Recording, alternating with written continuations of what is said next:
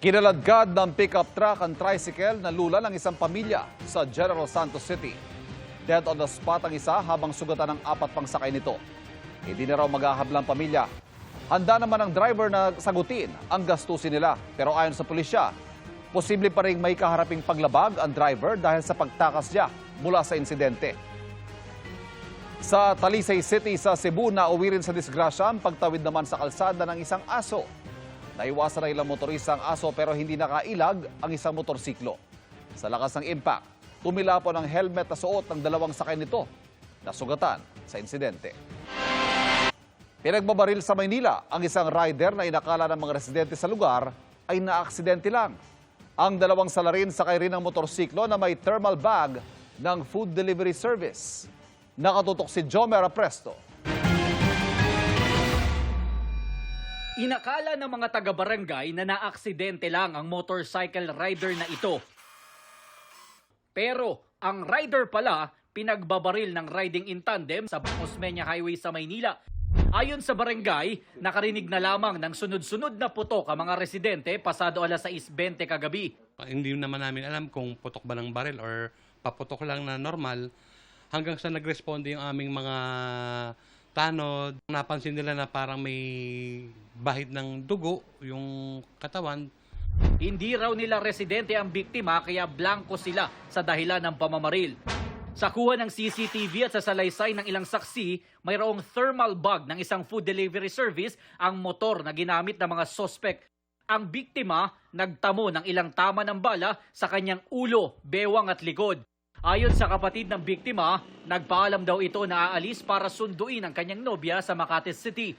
Pero makalipas ang mahigit kalahating oras, hindi na umano makontak ng kanyang nobya ang biktima hanggang sa mabalitaan na lamang nila ang nangyari sa kanya. Hindi ko alam bakit may nagbabanta ba, may naiinggit, hindi ko masabi. Kasi wala naman po siyang senaryong may ano sa kanya. Hustisya po. Hustisya po yung gusto namin. Patuloy naman ang backtracking ng mga otoridad para mahuli ang mga sospek at malaman ang totoong motibo sa pamamaril. Para sa GMA Integrated News, Jomer Apresto, nakatutok 24 oras. Ilang personalidad ang kabilang sa mga naghain ng kandidatura ngayong araw. Ang Day 5 ng COC filing, tinututukan live ni Mav Gonzalez. Mav.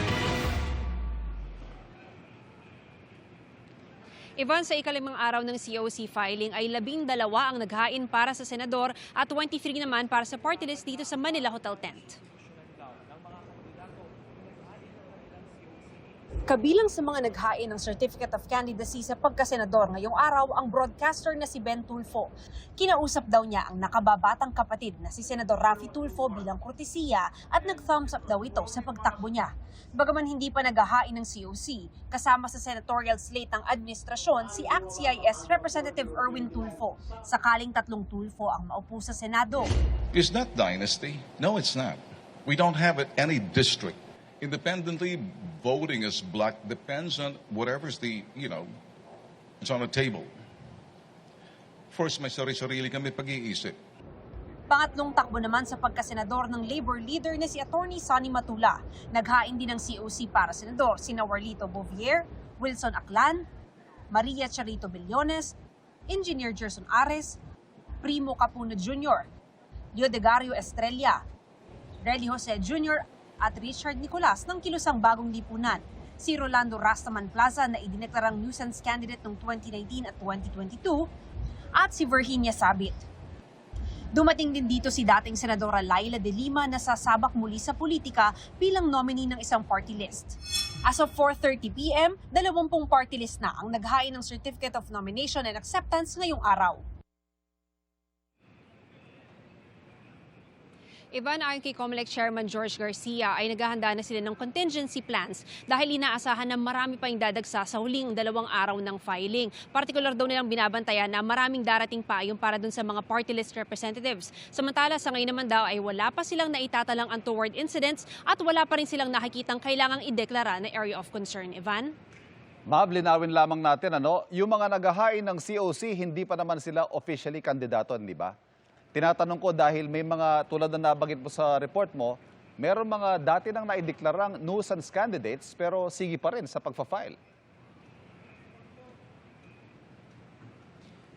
Tama, Ivan. Meron dito mga third times the charm na. Pero ang sabi nga ni Chairman George Garcia ng COMELEC ay pagkatapos na makapaghain na lahat ng mga certificates of candidacy nila ay mga 2 linggo lilinisin nila at pagkatapos ay maglalabas sila ng malinis na listahan kung saan wala na yung mga tinatawag nga natin na nuisance candidates, pati na rin naman yung mga naghain pa rin ng kanilang mga COC kahit na meron silang perpetual disqualification cases naman. Ivan? Maraming salamat, Mav Gonzalez.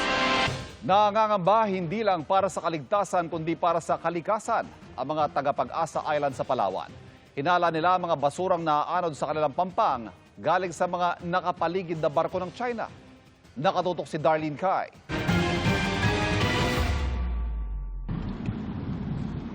Ang maputi at malapulbos na buhangin sa baybayin ng Pag-asa Island, nadudungisa ng samot-saring basurang inaanod sa pampang.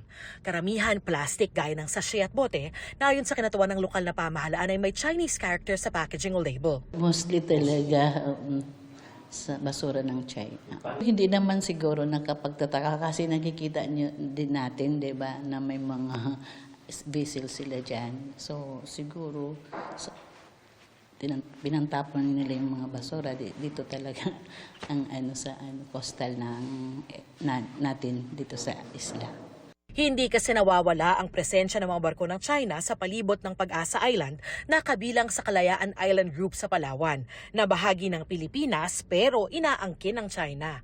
Sa di kalayuan nga, kita ang barko ng China Navy, pati na China Coast Guard at Chinese militia vessels. Ikinalulungkot ng mga residente ang dagdag na anod na problema sa kanila. Siyempre sir, nakaka-apekto kay yung kalinisan ba ng ating dalampasigan. Wala tayong magawa kundi na lang ng mga programa na para matugunan yung mga ganong problema. Kaya tuloy-tuloy ang cleanup ng mga residente at mga kauli ng lokal na pamahalaan sa mga baybayin ng Pag-asa. Sa 2 coastal cleanup nitong Setyembre, 36 na sako ng basura ang nakolekta nila. Tuloy-tuloy daw nila itong gagawin. Mula rito sa Pag-asa Island, Darlene Kai, nakatutok, 24 oras. May dagdag bawas sa presyo ng petrolyo sa susunod na linggo. Sa tansya ng kumpanyang Uni Oil, posibleng tumaas ng hanggang mahigit piso ang kada litro ng diesel. Sa gasolina, posibleng walang paggalaw o mag-rollback ng hanggang 10 sentimo kada litro. Ayon sa Energy Department, ilan sa dahilan ng taas-singil ay lumalalang hidwaan ng Israel at Iran at ang epekto ng Hurricane Helene sa Amerika. Nakikita namang may epekto sa pagmura ng gasolina ang mahinang global demand at posibleng pagtaas ng supply sa hinaharap. Nagpaabot ng tulong ang GMA Kapuso Foundation para sa mga taga-Batanes na nasalanta ng Bagyong Julian. Sa tulong ng Office of Civil Defense, dinala ng C-130 kanina umaga ang ipamamahaging relief goods at mga inuming tubig sa evacuation center sa Basco. Sapat daw ang mga ito para sa 4,000 residente sa lugar.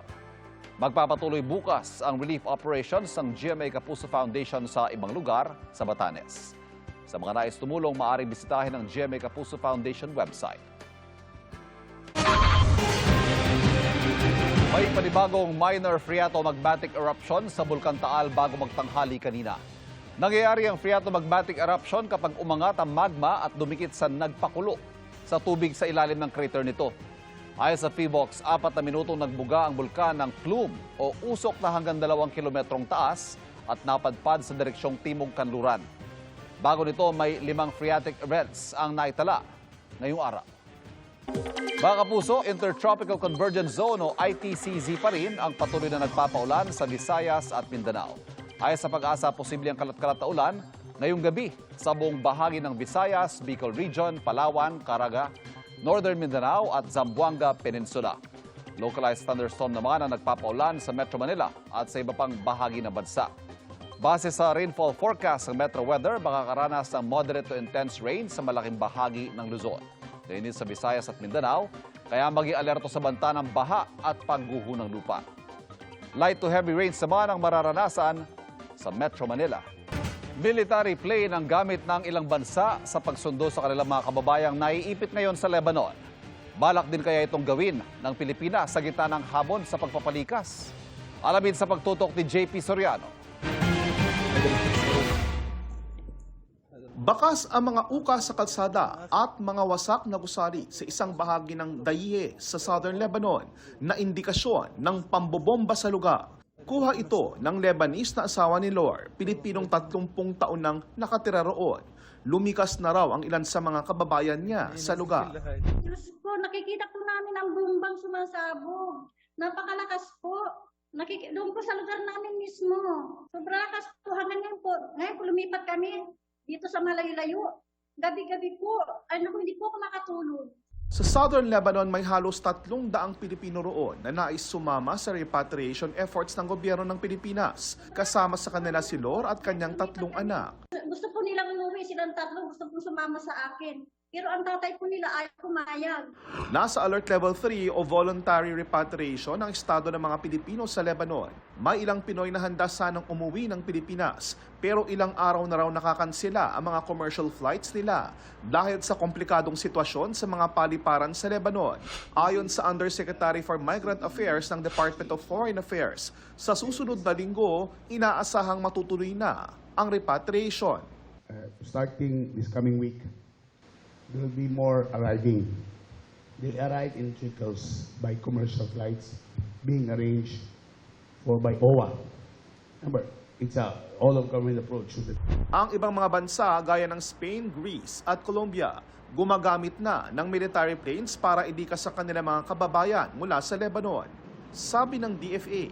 We're contacting the DND, talking if it's possible, if they could spare a ship, a military ship to patrol the area, maybe because some ASEAN countries are doing that. Not necessarily for Lebanon, pero maybe because of the Houthis, mga gayon. So that as well. But military plane, no, wala pa tayong balak ko na. Gayunman, karamihan sa tinatayang 11,000 Pilipinong nagtatrabaho o may pamilya na sa Lebanon, nais manatili muna roon ayon sa DFA. There's another camp of OFWs who don't want the alert level 4 to be raised because that would eventually mean hindi na sila makakabalik sa Lebanon pag nagpa-repatriate sila. Para sa GMA Integrated News, JP Soriano, nakatutok 24 oras. Ang kabataan ang pag-asa ng bayan. At sa darating na eleksyon, paano kaya makakaslay sa resulta ng botohan at tadhana ng bansa ang boto ng mga Gen Z? Yan ang tinutukan ni Nico Wahe. Sa mahigit 65 million registered voters noong eleksyon 2022, mahigit 13 million o 19% ang bahagi ng Generation Z o Gen Z o yung mga pinanganak mula 1997 hanggang 2004. Bata yan sa datos na nakalap ng GMA News Research. Ayon sa isang political analyst, ang bilang na yan malamang na madadagdagan pa sa 2025 midterm elections. Lalo't may first-time voters gaya ni na Raven at Annie. Excited din naman na i-exercise yung isa sa mga democratic rights natin bilang isang Pilipino. Ako din, syempre, excited na bumoto. Ano kaya magiging impact nito pagdating ng eleksyon 2025? Paparami ang bilang ng mga Gen Z voters. Napakahalaga ng papel at bilang ng mga Gen Z voters. So that will be game-changing. Ito yung magiging pwedeng magbago ng political landscape natin. Kung saan daw papunta ang boto ng mga Gen Z, posibleng doon din papunta ang kinabukasan ng bansa. Ang maganda raw sa mga Gen Z, alam nila kung sino ang dapat piliin. Ang Gen Z voters ay ang tinatawag na the digital generation. Sila mismo hindi lang tagatanggap ng information. Sila mismo pwedeng maging actors mismo and shapers ng mga pamamaraan na teknolohiya, yung information na pwedeng dalhin through digital technology. Sila rin yung educators mismo ng iba pang age level voters. Aware raw ang mga nakausap naming Gen Z sa kanilang posibleng maging papel sa eleksyon. Paano nga ba pumili ng isang iboboto na sa darating na 2025 elections? Una, syempre, bilang kabataan na syempre may characteristics na mag-isip ng critical din. Hindi nila dadalhin yung personal interest nila sa pagtakbo at hindi pera ang habol at hindi power ang habol sa mismo posisyon. Si Christian uuwi raw ng Cebu sa eleksyon para makaboto. Talagang ni-research ko po, finact-check ko po, at kung ano ang mabibigay nila at ano po yung mako-contribute po nila sa bansa natin, na mapapabuti ba nila, mabibigyan ba yung mamamayan natin ng tamang trato or tamang asikaso po.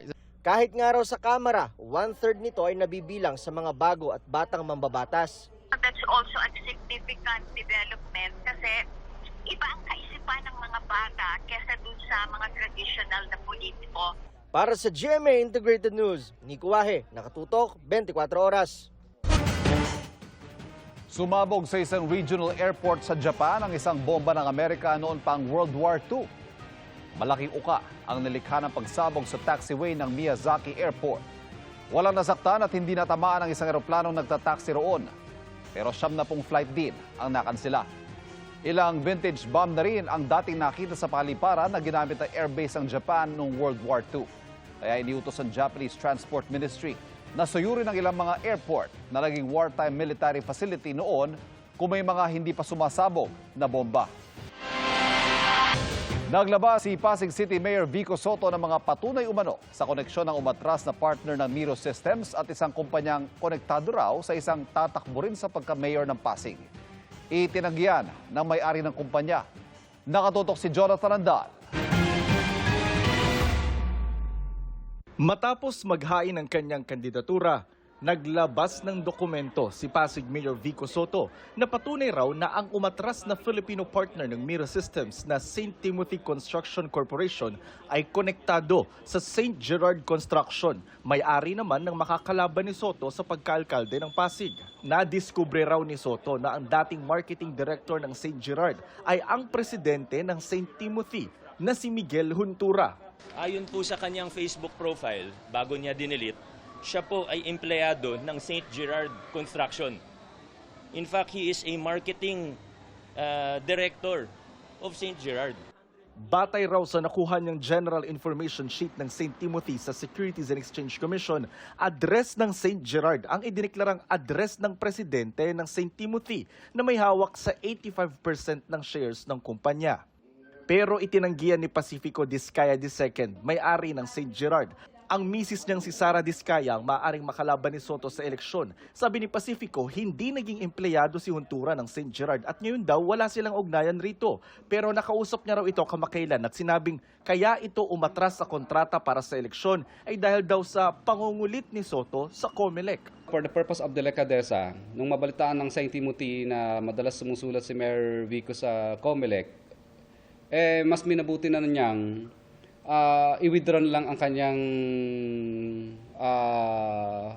pag-joint venture sa COMELEC for the purpose of kasi naniniwala siya kay Ate Sara. Hindi ko alam kung saan nanggagaling po yung ganyang klase ng kasinungalingan at yung fraud po na yan ay wala namang pakatotohanan.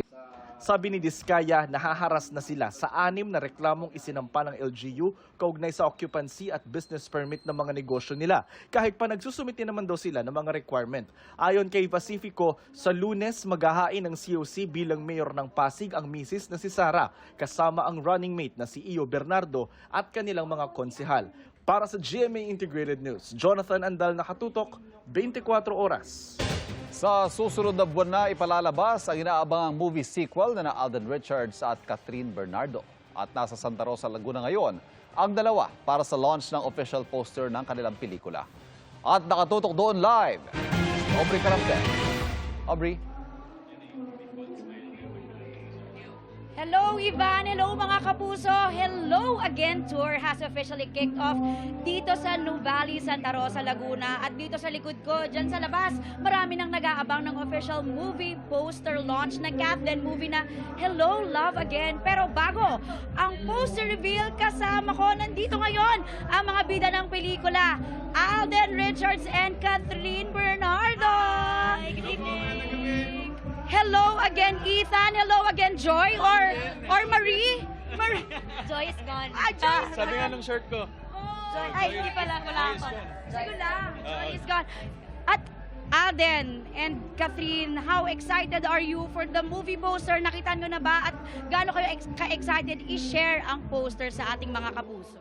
Yes, kasi this is our first official mall show Yeah. for the film. So parang ngayon namin nararamdaman na it's really happening and we're very excited na makita na ng mga kapuso at kapamilya natin yung poster natin. So this is happening now, anytime soon. So yan, excited kaming dalawa ni Kath. Yeah, today is very special because kick-off nga for the promo of Hello Love Again. This is our first ever mall show. Sa marami pang mga susunod out of the many more. But yeah, we're all here.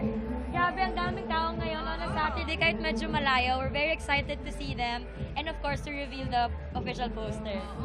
Sa mga naghihintay, ilang minuto na lang, di ba, makikita na natin ang official poster ng Hello Love Again. At back muna dyan sa studio, Ivan.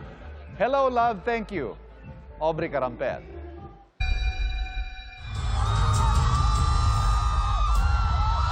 Blackjacks, are you ready for the best?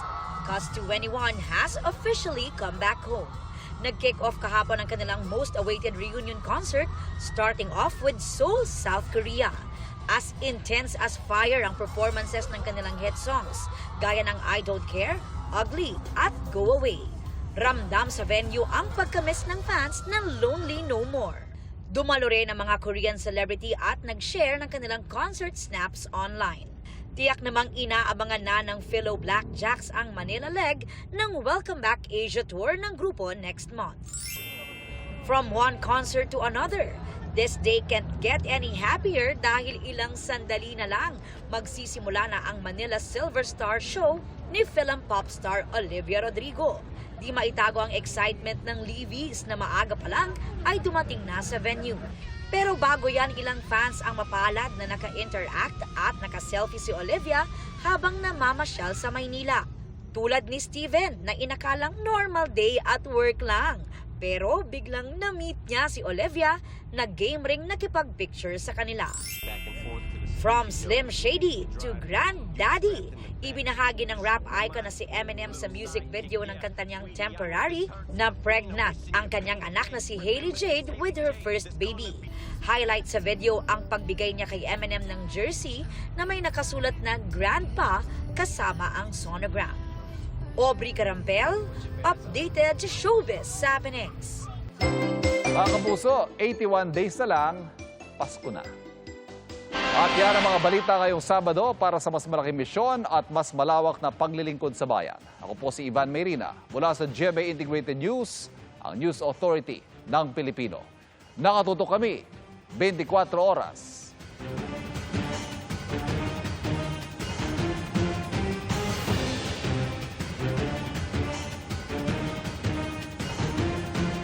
Mga kapuso, patuloy na tumutok sa mga balita, mag-subscribe sa GMA Integrated News sa YouTube. Sa mga kapuso abroad, samahan niyo kami sa GMA Pinoy TV at www.gmanews.tv.